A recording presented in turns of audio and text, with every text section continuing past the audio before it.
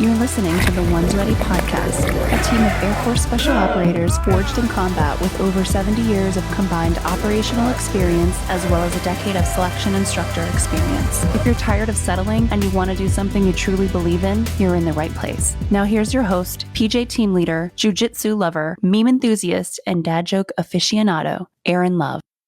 Hey, everyone, need something to get you going in the morning? Check out alphabrewcoffee.com. They have 4 primary blends. One is based off of Focus, which has lion's mane mushroom in it. Another one is based off of Recovery, which has cordyceps, which, again, I'm probably saying wrong. Another one has CBD in it, 500 milligrams of CBD. Now, if you're military, you can't take it, but from what I'm told, it helps out with recovery and just helping your body feel good. And then the last blend is based off of immunity and defense to your body, which has reishi mushrooms in it. And I'm probably saying that one wrong too, but whatever. I'm not a scientist. They also have apparel and mugs and stuff like that that you can, swag, that you can promote their business and show your support for them. So if you want to get a discount, enter the promo code One's Ready at the checkout, and that'll get you a discount, and it supports us supporting them. And we're not really getting anything from it, but they're a friend of the podcast and we want to support them. So go check them out, alphabrewcoffee.com. The best claps of all time. We do everything here to a top level. What's up, everybody? Welcome back to the team room. You're here with Peaches and myself, continuing on with this little something we're doing called Tell You Everything We Can About Everything We Do. We're continuing down our mission sets. Remember those 3 mission sets that we get after in ST and in the Air Force Special Tactics realm are global access, precision strike, and recovery. We've already got global access knocked out. We hit personnel recovery. Well, guess what time it is now? Now it's time for the man, the myth, the legend, the guy that drops bombers on your mamas, CCT Peaches, Chief Jared Peaches. I didn't know I was going to say that. Sometimes it's fun. So we're going to we may have to edit that one out. I mean, that's bombers on your mamas. Yeah, we don't really edit anything. Like we keep it pretty. So we leave all the bloopers and all the foo bars in there. Yeah, that's a big thing. Somebody's been like, "Hey, we want you guys to post a blooper reel." Okay, well, just go listen to the podcast. We left exactly. Congratulations. We leave it for you. Yeah, right. So we're going to talk precision strike today. We're going to talk all things JTAC, and what better person to have than you, Peaches. You've worked this your entire career. Obviously, you've got some great experience. Working at WEPTAC, working at the weapons school, and now being the chief of a 2-series unit. So, man, just start us off right away. Like, what is precision strike? So precision strike is it's actually pretty simple. It's exactly the way it sounds. It is taking kinetic and non-kinetic effects, or lethal and non-lethal, depending on, what doctrinal term you want to use, and then putting it to the enemy or using it, against the enemy. So that could be in the category of it's, bombs and bullets, or it could be, your electronic warfare and that kind of stuff, which I've got a caveat like at the very beginning. If you're expecting us to go into NATAS details about some of the more sensitive and classified topics of this, which there are a significant amount within precision strike, it ain't gonna happen. We're not going to teach you how to develop targets. We're not going to teach you we're not going to teach you some of these more important things. This is a wave tops view so that you guys and gals know what you're getting into. So, and then keep in mind, there's a bunch of different ways that we can get effects on target from air integration using precision strike. Sometimes you don't even need to be a JTAC. Sometimes it's no kidding. You're on the ground and you say, "Hey, this is me. Aircraft, I need help." And the aircraft is like, "Cool." And then you talk through it, you have a conversation, then the aircraft helps you destroy or helps you stop whatever it is that you're trying to stop. We're really talking about being a JTAC, right? So why don't you lay it out? What is a JTAC? So it's a joint terminal attack controller. And one of the misnomers that happens a lot, especially in the comment section of the forums, and really people that are just genuinely curious because they don't know, because the term JTAC is thrown out all the time. Even within the DoD and the soft community, somebody says, "Hey, I need a JTAC," but maybe they don't necessarily know exactly what they need because they think a JTAC only drops bombs, which a JTAC does not just drop bombs. But so the important it's important to note that it's a qualification. So within the Air Force, you have a couple of AFSCs or jobs that can be JTAC qualified. You've got your TACPs, you've got your combat controllers, your special tactics officers, right? And then your TACPOs. Those are the four primary. There may be an obscure one, but generally it is not, because it's written in the Air Force instruction that it has to be those four. And I'm probably missing one. So everybody out there, like, I know as the program manager or the previous program manager, I should know, but I was dealing with, all the other, NAVSPEC war, MARSOC, Right. Army, and that kind of stuff as well. Well, so, I will say that there in UCOM, we have had a couple crows that have achieved the JTAC qualification. So and it's not across the board. You being a crow, I have my own feelings on whether they should be JTACs or whether that's appropriate for the officer on the ground. We're not going to get into it, but I am saying, like, just in case, like, I know y'all in the comment section be like, well, actually, I know there's a crow that should JTAC. Yeah, we know, guys. All right. But it's not the whole job. All right, go ahead. But the one thing I did want to touch base on, because there is a nasty little rumor going around that the JTAC qualification is going away for combat control, which is not the case.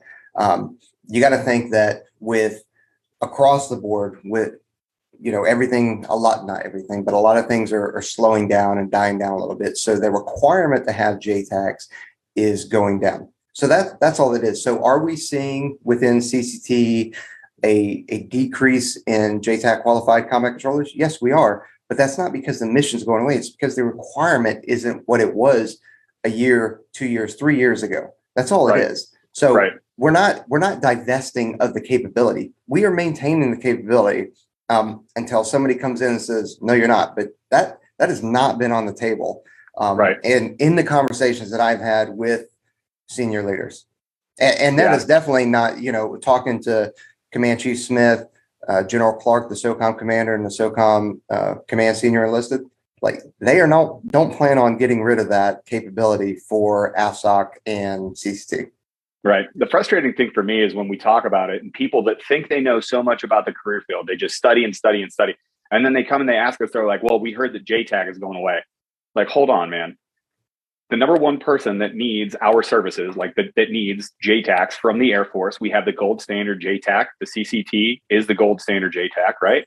The number one people that ask for us is the other SOCOM entities. We just shut down Afghanistan. We just shut down almost all kinetic operations in Iraq and Syria. We are shutting down kinetic operations almost everywhere.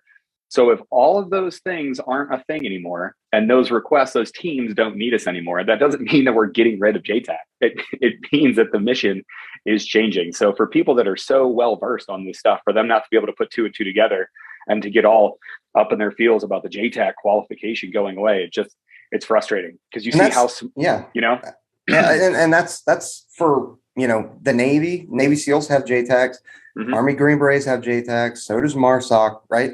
They're feeling the same thing. So it's not just us. And I do want to point out to all my TACP brethren out there, you heard it from a PJ, CCT qualified JTACs, or CCT qualified demand. See, look at that. JTAC qualified combat controllers are the gold standard. So all you TACPs out there, got them. Come at me. Come at me, bro. Well, but I can't even say it right. So I know, yeah. I really wish it would have been clean too, but like we said, it's not getting edited. Well, let's talk about that too. So people will naturally ask the question, because it's part of precision strike, right? And I think JC Roomba did a great job. Like, man, Roomba laid it out like conventional JTAC, working for the conventional forces. Are there any other differences in TACP and CCT in the way that they use precision strike? Well, I mean, so there's a whole bunch of different ways that you can use precision strike, and it's all about air integration, right? Or you could say air to ground integration, but so we all use it differently. Like Roomba talked about, in a conventional fight using armor, and it's not a just air integration. So it's kind of a misnomer what I said at the beginning. It's air to ground. So, but it's also ground to ground or surface to ground, right? So you're talking about artillery, naval gunfire, any munition from an aircraft kind of thing. That is the kind of integration. And it's not just doing, hey, I'm dropping some, a couple of bombs from an A-10, and that's it. I'm calling in artillery to suppress an enemy air defense system, right?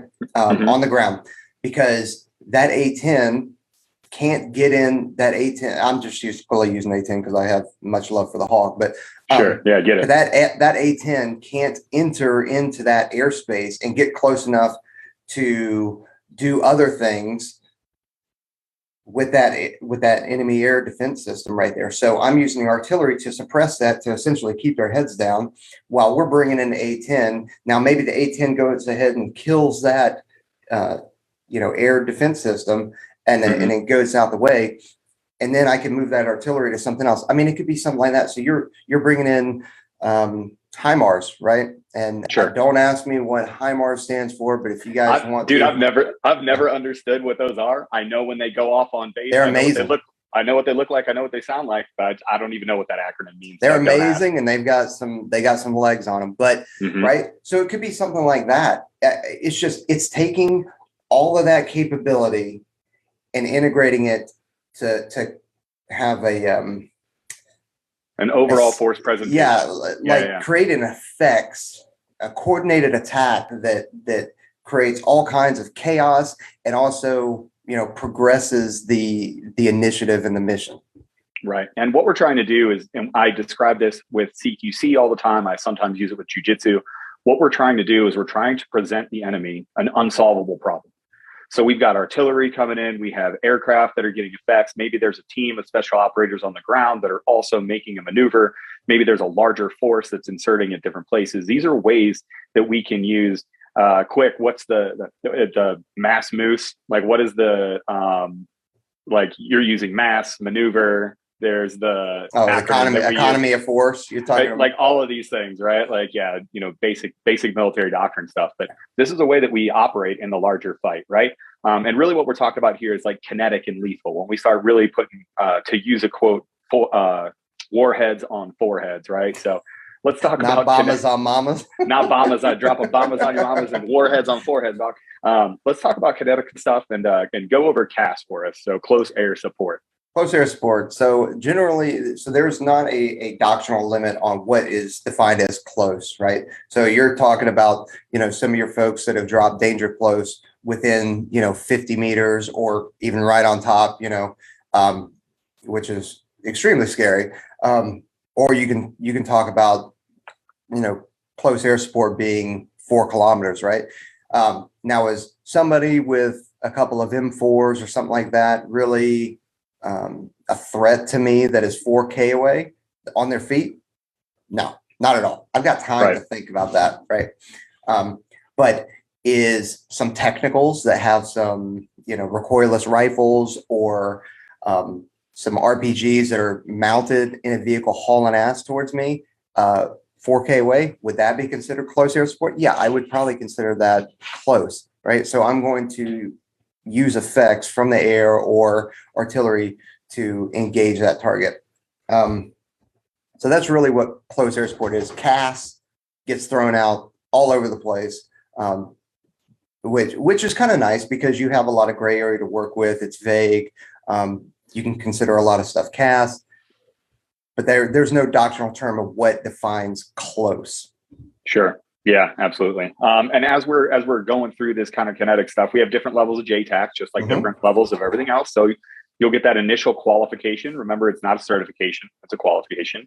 So you get qualified as a joint terminal attack controller, but then there's levels to that too. So the next one is JTAC-I. Can you tell me what JTAC-I is? Yep. So you have a JTAC instructor, and it's kind of like what I've talked about before, building your bench. We kind of mold and we develop our own folks. We try not to outsource it. Yeah, there are some outsourcing like with shooting schools, stuff like that, but not in the JTAC realm. Like we really build our own guys because we need them to be exactly, to not only meet the standards, but to be exactly what we need them to be. So you have our JTACs, our JTAC instructors that are instructing our JTACs and instructing the folks that haven't become JTACs yet. And then you have your JTAC-Es, which are evaluators. So that is pretty much the top of your JTAC, hierarchy that you can get. And that JTAC-E is able to evaluate JTAC-Is JTACs and the folks that are trying to become JTACs. And then, I guess if you want to call it a hierarchy in that, you have your program managers, but your JTAC-Es are typically your program managers. One of them at a unit is going to be your program manager, and they are managing, it's essentially their program. It's technically the commander's program, but really everything's the commander's program. So, man, I just went off on a tangent. You guys aren't going to know what the hell I'm talking about when it comes to program managers and commander's program and stuff like that. That is the nerd, and that's what happens when you try and record at 7:15 in the morning and the coffee hasn't kicked in yet. That's why I am not able to talk. Well, let me wrap it up for everybody. So just because you get through the pipeline and you get that, everybody is out there that wants to go into the precision strike realm, whether it be TAC-P or whether it be JTAC or combat control. Everybody's looking at this and you're going, hey, I can't wait to get to JTAC. Let me pull the curtain back a little bit. You're going to be constantly evaluated and you're going to be constantly upgrading your entire career. So, what Peach has just laid out is you get to the unit and you get that JTAC and you're like, I've made it. No, you haven't. You're expected to get those skills sharp. You're expected to continue with that progression. And then eventually you get to JTAC-I. And then you'll be bestowed the title of instructor. And now it's not good enough for you to just be a good JTAC. You have to be able to teach other people how to do it. You have to teach them how to make their skills better. And you have to be 100% on target all the time. And then you're not done there. As you progress through your career, you're going to become an evaluator. And then not only do you have to be able to instruct, but you have to be able to run a program. You have to know about how to get rid of your own internal biases to actually evaluate somebody appropriately. You have to know what to look for. You have to know exactly what the ROEs say. You have to know exactly what the JPubs and the JFire says about everything. You can, like when these young guys, and you'll remember, when I became an evaluator and people would come to me and they'd ask me really wazoo questions about stuff, I'd be like, crap, I gotta step my game up. I got to be able to answer this question. You're never done being evaluated. And even when you get to the program manager level, if you think Peaches is the JTAC program manager didn't have a boss and didn't have people that came to him and be like, hey, you need to tell me about this. It's a different fight. And the answers that you give are even more important. So it doesn't really matter if you know exactly what the progression looks like. The point is we always train. We always get better. You're always going to be a student. You're always going to be in an upgrade. And getting a single qualification isn't the end of the road. No, it's definitely, you don't stop. It is always an upgrade. You're always either trying to get current or proficient or what's the next thing. You nailed that for sure. Thanks. I wrote it down last night. Yeah. I literally read it. I had to read it. So let's talk some of the stuff. We already kind of talked about some of the things that you can apply in kinetic or things that you can employ in kinetic operations. We talked about HIMARS and we talked about artillery a little bit. Can we talk about, this is always the coolest one. Have you ever called in naval gunfire? Nope, I have not. It's all been in a simulator. Dang it. So naval gunfire is tough to get. For anybody, Right. even folks in the Navy, it is extremely tough. Artillery and HIMARS. HIMARS is a little bit more accessible. It's still, I don't want to say it's rare, but it's it's easy to get artillery if you want 155s or 105s or something like that. Like that's easy to go get. Yeah. The HIMARS is a little bit more because they're expensive. Like even the training munitions is expensive. But I've got casts off of Hogs and Vipers and F-15Es and stuff like that for days. I think I told the story on the other one. The only live call I've ever gotten, I have called a 105 from an AC-130. So I've got a couple of 105 rounds, and it was through training back at the 321st. So that was pretty cool. But just for everybody to know, HIMARS is essentially a ground-based precision rocket that you can call in. So it's fired from the ground. It's meant to be a ground-to-ground weapon, and it's pretty accurate. And like we said, they're awesome. How about laser guidance? We always have the cool guy pictures of you lasing a target and calling in bombs. What's that like?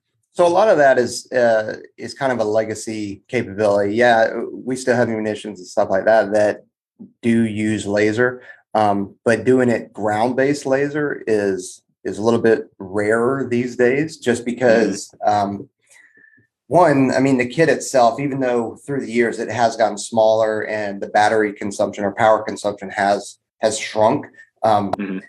Like oftentimes, whether it's conventional or soft missions, like you're on the move. So being able to set up a laser, laser a target is a little bit more challenging these days.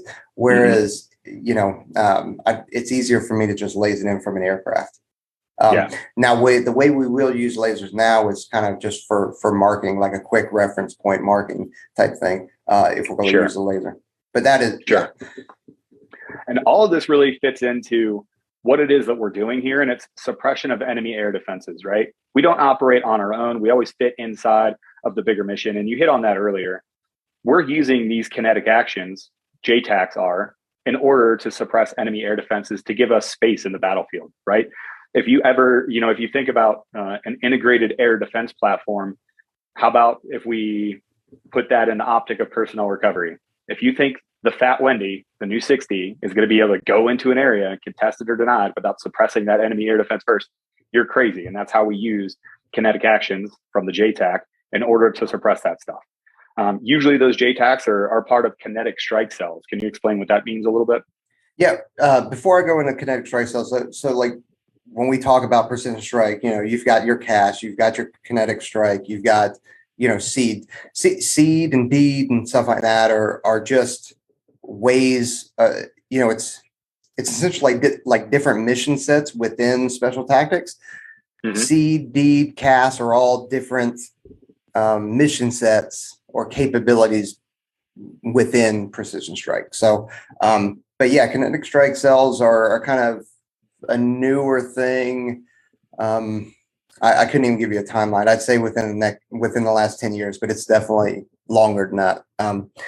But that is based off of more of a I'm trying to do this and not go classified, but right, yeah, it's essentially using a lot of aircraft, a lot of sensors, and a lot of people looking at the data that is coming in to then utilize kinetic effects or lethal effects on the enemy. Right. And this is, if you guys want to go read about it, if you want to put two and two together, go look at the suite on an F-35, look at all the data that they're able to pull in and then push out and send to the larger force in a larger mesh network that can provide a holistic picture. Like imagine you have a blind spot over here, but you have a whole bunch of people everywhere around that blind spot that can give you information, aggregate it, and push it out. You can figure out what's in that denied area if you have enough information surrounding it. I think that's probably as close as we can get. Yeah, we're teetering here. Yeah, I know. So let's talk about the ATAC, because everybody loves it. Everybody sees that bad boy on your chest, and they see people going heads down on the ATAC. How is it that we're using that technology to really enable precision strike?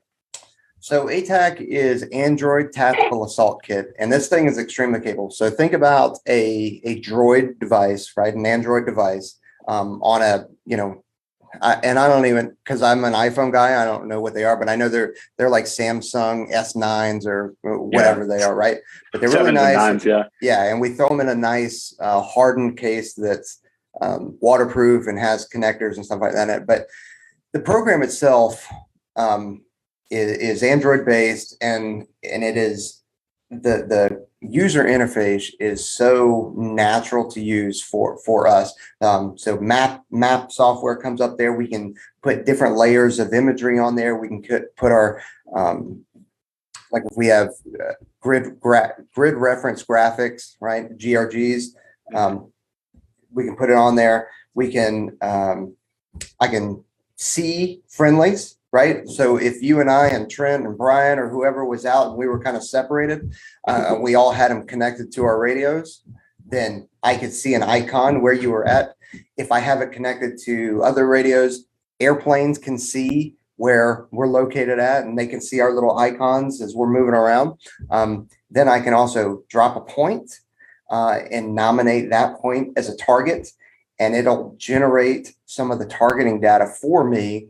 And then I can either keep that to myself, I can send it out to you guys on the ground with me, or I can send it to the aircraft. And the aircraft receives the data. He can see the target, he can see me on the ground, and he's got all the targeting data that he needs to be able to prosecute that target. Now, that doesn't mean that pilot just goes in willy-nilly and well, like there's still conversations that happen.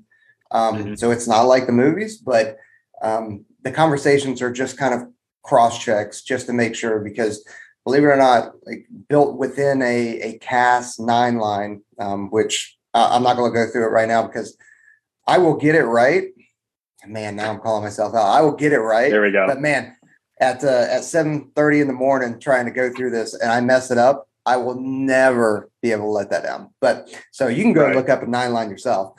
I'll put it out there like lines 1, 2, 3 are NA. That's for key. Like, you want me to keep going? Lines 4, 5, and 6. Target description. I mean, there's in effect. Let's go, baby. Hey, you know what I need to do for that? I can make that 9 line so much faster. Watch this. Yeah. I'm not a JTAC. Help me! I'm scared. Help me.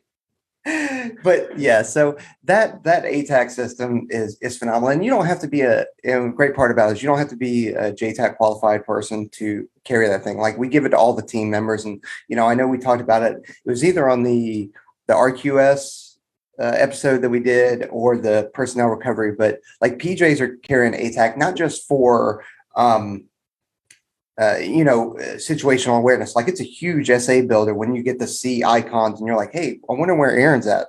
Oh, yep. There he is. Okay. Always right there. But being able to connect that up to what is the doctor or the ones that you guys use, the version? BAT doc. Yeah. BAT so doc. Being able to, that's what's great about it is that all of that, those are just plugins and they all integrate together.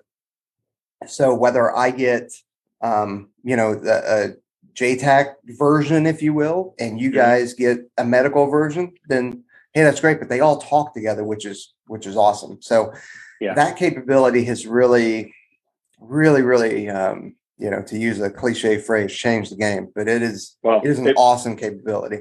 It really has. And if you look at it, it actually supports all the AFSCs because as a team sergeant, as the tactical lead on the ground, I'm able to know where my friendly forces are. I'm able to figure it out. My primary medic can pull up his ATAC and he can use BAT doc and he can monitor 10 patients at a time. Oh, by the way, the jump master used his ATAC in order to plot our hey-ho offset in order to get us in there. The special reconnaissance guy, there's plugins for him to aggregate information.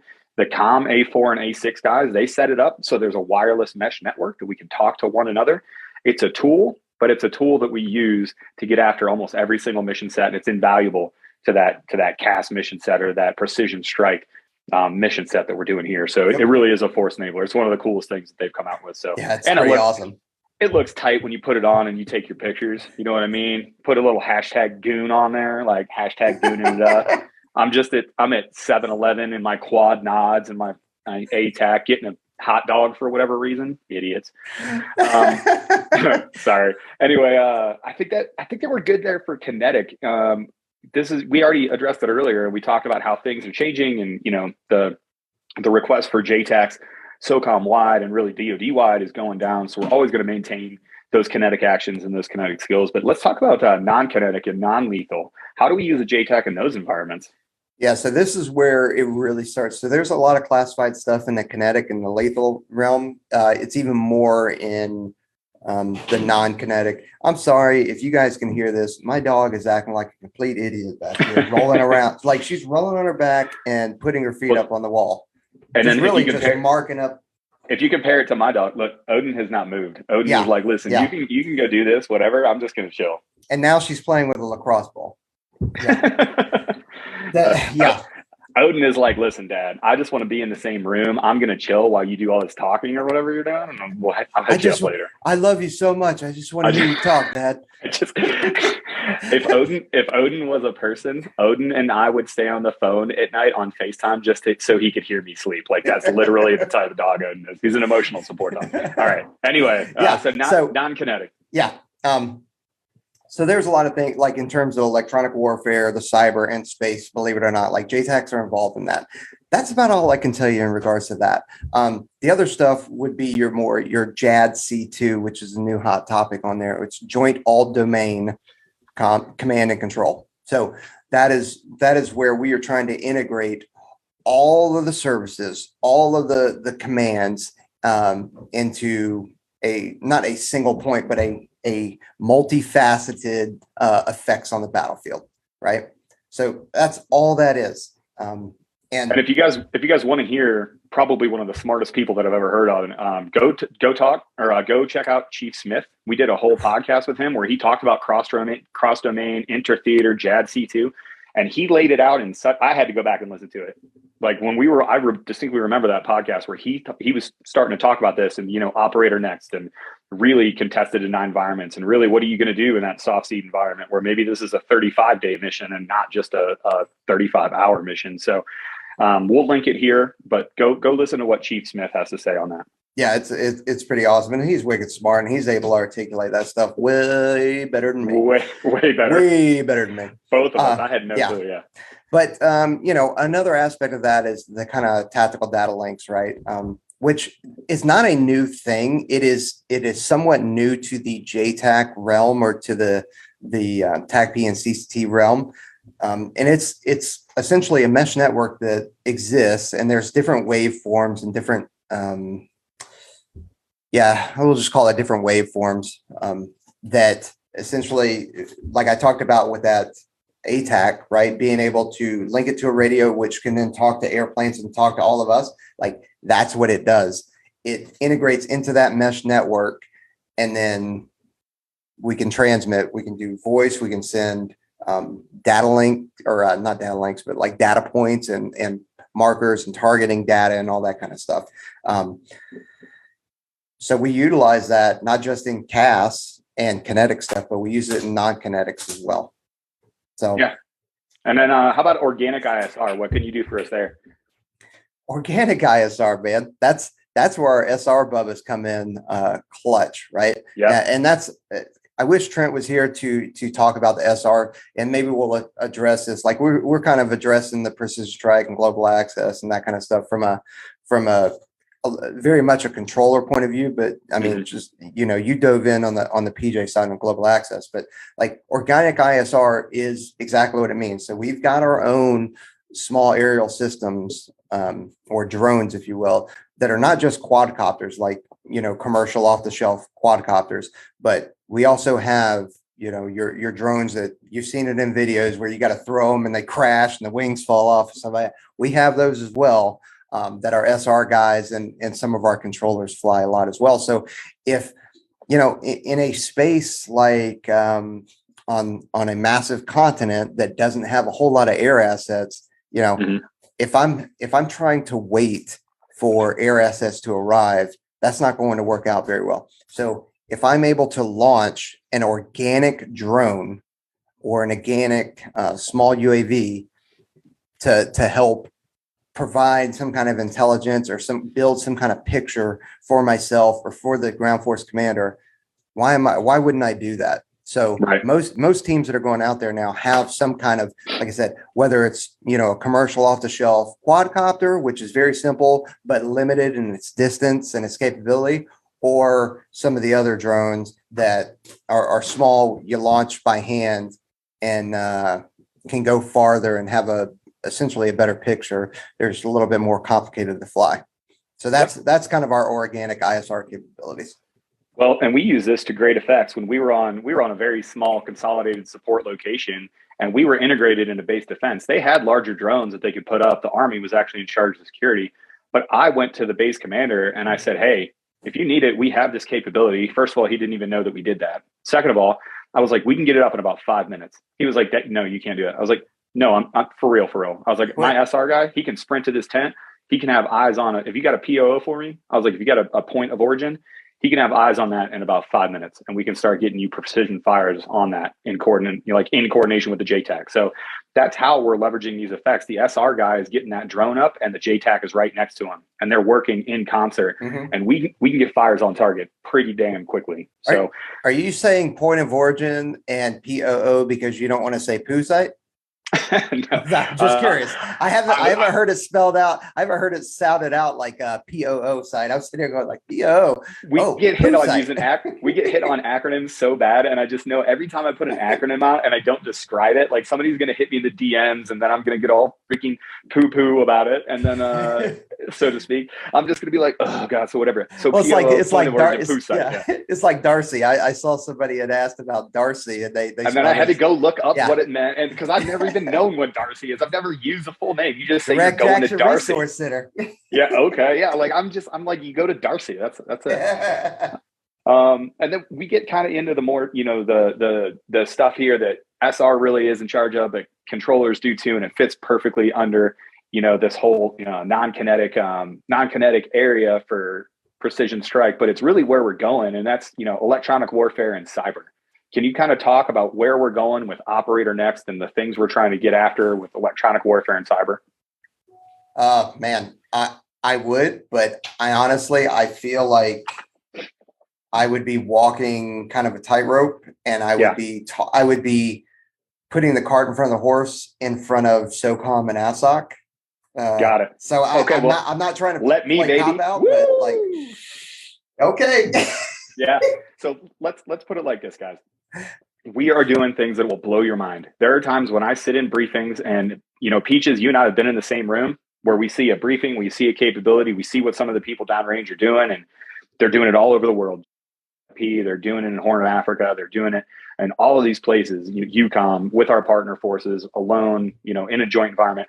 I've looked across the table at you and done this, kind of like raised my eyebrows and gone, wow, I didn't even know that we were doing that. And right. And this is how fast that space is evolving, is that even we are like, man, there are a lot of smart people that are helping us integrate and get into this environment, because we have to compete in that space. If and I'll quote Chief Bass, if you don't win in space, you lose.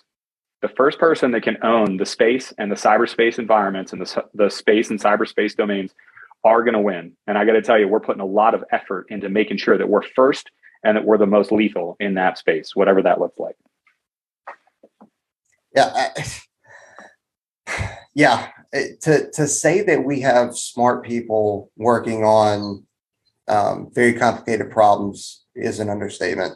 And I'm not talking about just within ST or Special Tactics or AFSOC or SOCOM, but I mean, our civilians and our contractors, like you have just within the Air Force alone, you have the Air Force Research Laboratory, which are some big brain, no kidding rocket scientists that are just like, I don't know why these people talk to me. Like, as they're speaking to me or any of us, they must just be sitting here like, why am I wasting my time? Yeah, this guy literally drug his knuckles into the building. Like, I am wasting my time. You're going to go try to tell your bros, because you're like, dude, listen to this thing. They have to know that you are going to butcher it so bad. But it's like the dumbest game of telephone. Like, you're going to go to your boys and be like, ugh, and then try to explain it. Oh, that's great. Dude, I'm telling you, like, for you folks listening out there, and if you kind of don't know what you want to do in the Air Force, and like you got a big brain, you love science, you love developing things and tinkering around or whatever, like the Air Force or the DoD can still be the place for you if you want to serve and do that kind of stuff without being active duty. I mean, there are contractors, there are civilians that are doing phenomenal things, and active duty members that are doing phenomenal things because they're just so smart, or they have an idea and they know how to make it work, and they start playing around with it and going like, I think I've got an idea. And then they talk to folks like us, or they bring us in and go, hey, here's what we've come up with. What do you think? And then, because a lot of times we're so brash, and it's nothing personal, but it's like, no, that's stupid. I like that. Keep that, change that. What is that doing there? Get that out of here. Does this come in black? What are you even doing? Yeah. But I mean, like, no kidding, those folks, they don't take it personal either. They're sitting there intensely writing down and making sure that they're getting everything, because they want to make a product. Because the worst part about it is when people make a product or make a program or something like that is a good program, but maybe the user interface isn't great or something like that. So we don't even use it, right? Like, that's a shame, really. So we try and provide that feedback. And man, I went off on a tangent there, but yeah, like, if you're super smart and you have solutions to problems that we have, like, we need you, whether you're active duty, civilian, or contractor, like, whatever. Right. because we're all working together as a team to really, really solve the nation's hardest mission sets. We talked about the mission set of precision strike today. That's just one part of what we do inside of AFSOC, but even inside of that specific mission set, inside of precision strike, we went over kinetic stuff, non-kinetic stuff, EW, cyber, how it is that we actually use our JTACs, what the JTAC progression looks like, the whole kit and caboodle from soup to nuts. You got anything else you want to say about JTAC before we wrap it up? No, I think that's it. Controllers are still JTACs. Controllers, yeah, it's not going anywhere, everybody. I don't know how many times we can say it. I don't know. I want to say thanks for everybody for hitting us up. Even if it is the question that we've answered a million times, we don't care. That's why we're here. I may give you some crap in the DMs. I probably will, but I'll always sign my name. We're always here to help. Thanks for liking. Thanks for following. Oh, what's up, puppy? Yeah. Odin's not jumping up here. He's still laying down. He doesn't give a crap. Go hit that like button, subscribe button, share it with your friends, hit it out there. Hopefully you guys are liking these shorts a lot more. We appreciate you guys coming out with us every single time we drop a podcast, or checking out the YouTube, or hitting us up on the DMs, or whatever it is else you got. So we appreciate you. Train hard, earn each breath. Have a great one. We'll see you next time. Later.